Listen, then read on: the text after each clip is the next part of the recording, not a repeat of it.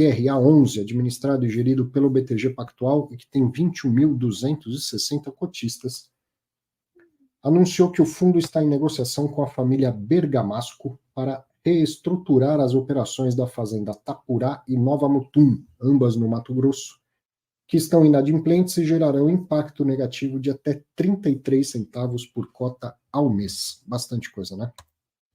Mais uma notícia ruim vindo desse fundo, mas eu vou fazer umas considerações aqui já já. Primeiro, eu fui depois ao relatório gerencial, só para a gente ver isso.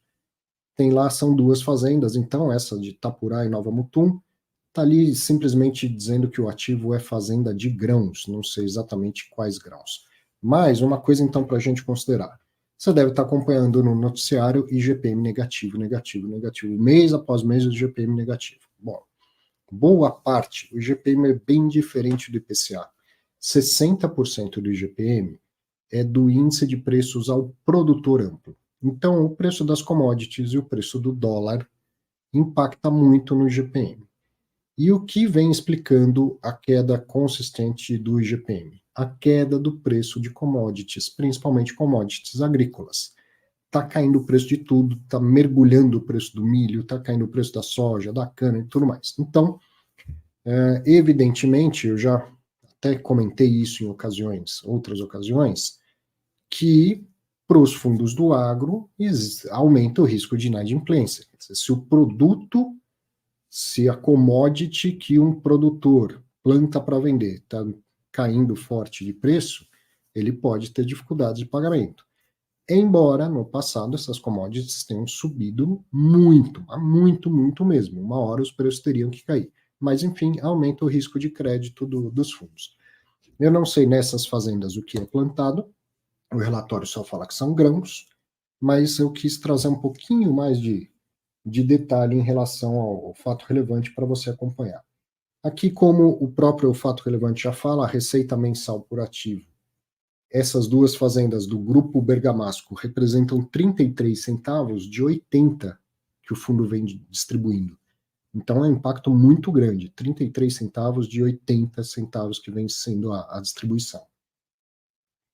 27% do valor patrimonial, essas duas fazendas representam, e 55% da receita contratada. Isso tudo está no relatório gerencial, tá? Não está no fato relevante.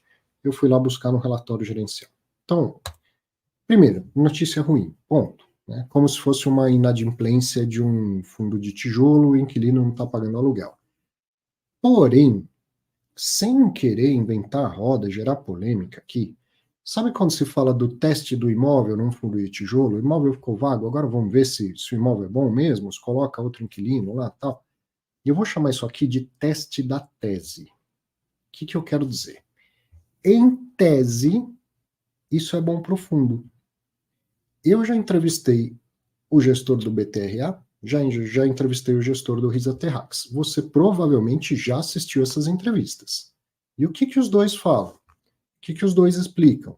Que as operações feitas pelo fundo, na sua maioria, aquela sale and leaseback ou a compra para alugar depois, o buy to lease, é feita toda uma engenharia financeira em que o fundo compra a fazenda por um valor muito, muito baixo, não é isso? Muito abaixo do que ela vale. E que o vendedor, ou o produtor rural, tem a opção de recomprar a fazenda ao longo de um determinado tempo, geralmente 10 anos. Então, uma vez por ano, ele vai lá e exerce a opção e pega 1/10 da fazenda de volta. Aí no ano seguinte, tem que pagar a opção, pega mais 1/10 de volta. E aí, lógico que eu perguntei para os dois, mas e se ele não pagar? Ah, se ele não pagar, é até bom para o fundo, porque ele perde a fazenda, né, tudo que sobrou, e o fundo fica com a fazenda a um preço muito barato que se vender vai ter lucro. Então, teste da tese. Né, eu nem sei se é o caso, pode ser que apenas o aluguel esteja em atraso, o aluguel ou arrendamento, cada um dos fundos tem um contrato diferente, se não me engano o BTRA faz aluguel mesmo. Pode ser que seja só o aluguel em atraso, mas se o aluguel está em atraso, pode ser que então isso leve a um atraso no pagamento da opção de recompra que o vendedor da fazenda tem. E se isso acontecer, aí a gente vai testar de verdade essa tese de que as compras são a preço tão baixo que seria até vantajoso para o fundo caso o devedor não pagasse e o fundo ficasse com a terra. Embora o fato relevante também deixou bem claro que está em negociação para reestruturar as operações da fazenda, que estão inadimplentes. Então, o que me parece aqui é que